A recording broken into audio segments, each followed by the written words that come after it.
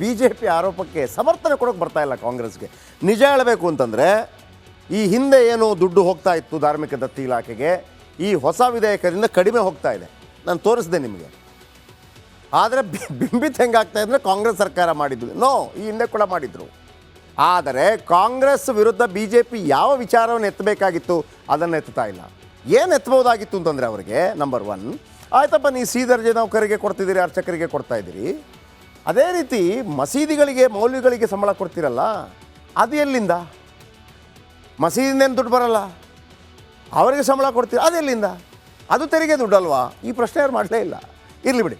ಈಗ ಹಿಂದೂಗಳ ಕೊಡುಗೆ ಅಂದರೆ ದೇವಸ್ಥಾನದಿಂದ ಎಷ್ಟು ದುಡ್ಡು ಬರುತ್ತೆ, ಮತ್ತು ಅಲ್ಪಸಂಖ್ಯಾತರಿಗೆ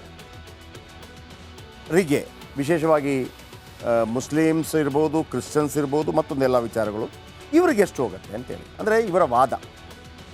ಹಿಂದೂಗಳ ಕೊಡುಗೆ ದಕ್ಷಿಣ ಕನ್ನಡದಲ್ಲೇ ಬೇರೆ ಬೇರೆ ದೇವಸ್ಥಾನದಿಂದ ಎಷ್ಟು ಬರುತ್ತೆ?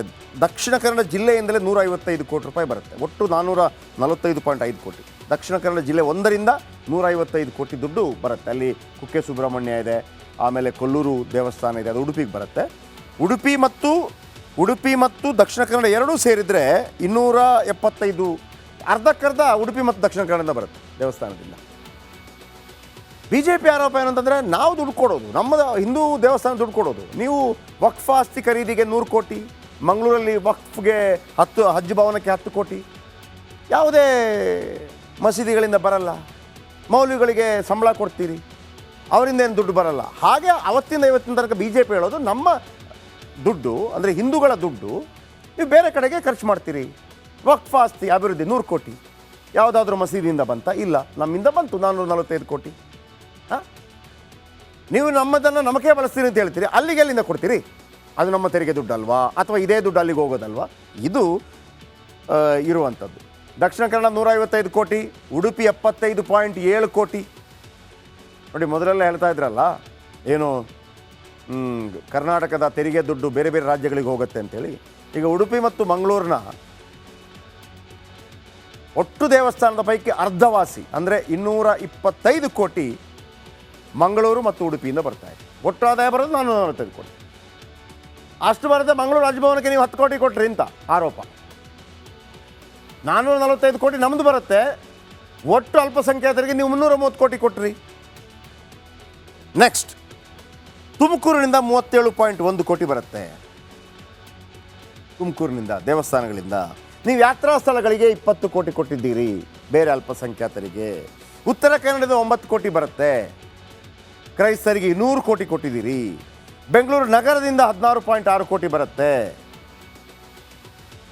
ನೀವು ವಕ್ಫ್ಗೆ 100 ಕೋಟಿ, ಕ್ರಿಶ್ಚಿಯನ್ ಸಮುದಾಯಕ್ಕೆ 200 ಕೋಟಿ, ಯಾತ್ರಾ ಸ್ಥಳಗಳಿಗೆ 20 ಕೋಟಿ, ಮಂಗಳೂರು ರಾಜಭವನಕ್ಕೆ 10 ಕೋಟಿ, ಜೈನ ಧರ್ಮಕ್ಕೂ ಕೊಟ್ಟಿದ್ದಾರೆ. ಅದನ್ನು ಕೌಂಟ್ ಮಾಡೋದಿಲ್ಲ, ಯಾಕಂದರೆ ಜೈನರು ನಮ್ಮವರು ಅಂತ, ಹಿಂದೂಗಳ ಲೆಕ್ಕಾಚಾರ ಅಂತ ಬಿ ಜೆ ಪಿಯವರು. ರೈಟ್, ಇಷ್ಟೇ ಸರ್. 445 ಕೋಟಿ ದೇವಸ್ಥಾನಗಳಿಂದ ಬರುತ್ತೆ. ನೀವು ಅಲ್ಪಸಂಖ್ಯಾತರಿಗೆ ಎಷ್ಟು ಕೊಡ್ತಾ ಇದ್ದೀರಿ? ಇದು ಹೋರಾಟ. ನಾಳೆ ಅಂದರೆ ಸದನದಲ್ಲಿ ಇದು ಮತ್ತೆ ಚರ್ಚೆಗೆ ಬರುತ್ತೆ ಖಂಡಿತವಾಗ್ಲೂ. ನೋಡೋಣ ಏನಾಗುತ್ತೆ ಅಂತೇಳಿ. ನಿಮಗೀಗ ಯಾವ್ಯಾವ ದೇವಸ್ಥಾನದಿಂದ ಎಷ್ಟೆಷ್ಟು ಬರುತ್ತೆ ನಾನು ಹೇಳಿದ್ನಲ್ಲ. ಮಂಗಳೂರು ಅಂದರೆ ದಕ್ಷಿಣ ಕನ್ನಡ ಮತ್ತು ಉಡುಪಿಯಿಂದಲೇ 225 ಕೋಟಿ ಬರುತ್ತೆ. ಯಾವ್ಯಾವ ದೇವಸ್ಥಾನದಿಂದ ಎಷ್ಟೆಷ್ಟು ಕೋಟಿ ಬರುತ್ತೆ? ಕುಕ್ಕೆ ಸುಬ್ರಹ್ಮಣ್ಯ ಸ್ವಾಮಿ ವಾರ್ಷಿಕವಾಗಿ 100 ಕೋಟಿ ಅನುದಾನ ಬರುತ್ತೆ. ಕುಕ್ಕೆ ಸುಬ್ರಹ್ಮಣ್ಯ ಸ್ವಾಮಿ ಭಾಳ ಫೇಮಸ್ ದೇವಸ್ಥಾನ. ಯಾವುದೇ ನಾಗದೋಷ ಇದ್ದರೆ ಎಲ್ಲವೂ ಕೂಡ ಅಲ್ಲಿಗೆ ಹೋಗ್ತಾರೆ. ಅಲ್ಲಿರುವಷ್ಟು ಪವರ್ಫುಲ್ ಗೊತ್ತಿದ್ದವರಿಗೆ ತುಂಬ ಗೊತ್ತಿರುತ್ತೆ ಅದು. ಕುಕ್ಕೆ ಸುಬ್ರಹ್ಮಣ್ಯ 100 ಕೋಟಿ ರೂಪಾಯಿ. ಆಮೇಲೆ ಕೊಲ್ಲೂರಿನ ಮೂಕಾಂಬಿಕೆ ದೇವಸ್ಥಾನ 90ರಿಂದ 92 ಕೋಟಿ. ಕೊಲ್ಲೂರಿನ ಮೂಕಾಂಬಿಕಾ ದೇವಸ್ಥಾನ ಬಹಳ ಪ್ರಸಿದ್ಧವಾಗಿರುವಂಥ ದೇವಸ್ಥಾನ. ಜಯಲಲಿತಾ ಬರ್ತಾಯಿದ್ರು, ಜೇಸುದಾಸ್ ಪ್ರತಿ ವರ್ಷ ಬರ್ತಾರೆ. ಆಮೇಲೆ ನಿಮಗೆ ಇಳೆಯರಾಜ ಇತ್ತೀಚೆಗೆ ನನ್ನ ದೇವಿ ಅಲ್ಲಿದ್ದಾಳೆ ಅಂತ ಇದೆ ಕೊಲ್ಲೂರು ಮೂಕಾಂಬಿಕೆಯನ್ನು ಹೇಳಿದ್ದು.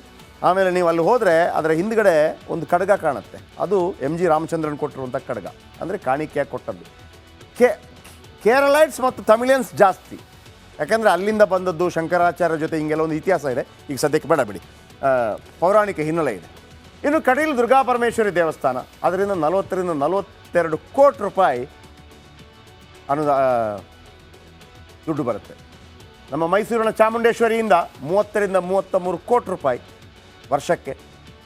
ಬೆಳಗಾವಿಯ ಯಲ್ಲಮ್ಮ, ಸವದತ್ತಿ ಯಲ್ಲಮ್ಮ 15ರಿಂದ 17 ಕೋಟಿ ರೂಪಾಯಿ. ಮಂದಾರ್ತಿ, ಉಡುಪಿ ಪಕ್ಕ ಮಂದಾರ್ತಿ ದುರ್ಗಾಪರಮೇಶ್ವರಿಯಿಂದ 10ರಿಂದ 12 ಕೋಟಿ ರೂಪಾಯಿ. ನಮ್ಮ ಕೊಪ್ಪಳದ ಹುಲಿಗೆಮ್ಮ, ಭಾಳ ಪವಾಡವಾಗಿರುವಂಥ ಹುಲಿಗೆಮ್ಮ ದೇವಸ್ಥಾನದಿಂದ 8ರಿಂದ 10 ಕೋಟಿ. 8ರಿಂದ 10 ಕೋಟಿ ಅಂದರೆ ಪ್ರತಿ ತಿಂಗಳಿಗೆ 1 ಕೋಟಿ. ಇದು ಬನಶಂಕರಿ ದೇವಿ ಬೆಂಗಳೂರು 8ರಿಂದ 10 ಕೋಟಿ ವಾರ್ಷಿಕವಾಗಿ. ಘಾಟಿ ಸುಬ್ರಹ್ಮಣ್ಯ ದೊಡ್ಡಬಳ್ಳಾಪುರ, ಕುಕ್ಕೆ ಸುಬ್ರಹ್ಮಣ್ಯಂ ನಂತರ ಅಲ್ಲಿ ಆಗಿಲ್ಲ ಅಂತಂದರೆ ಘಾಟಿ ಸುಬ್ರಹ್ಮಣ್ಯಕ್ಕೆ ಹೋಗಿ ಅಂತ ಹೇಳ್ತಾರೆ, ಅಲ್ಲಿಂದ ಕೂಡ 8ರಿಂದ 10 ಕೋಟಿ, ಒಟ್ಟು 445 ಕೋಟಿ. ಇಷ್ಟೇ ವೀಕ್ಷಕರಾಗಿರುವಂಥದ್ದು.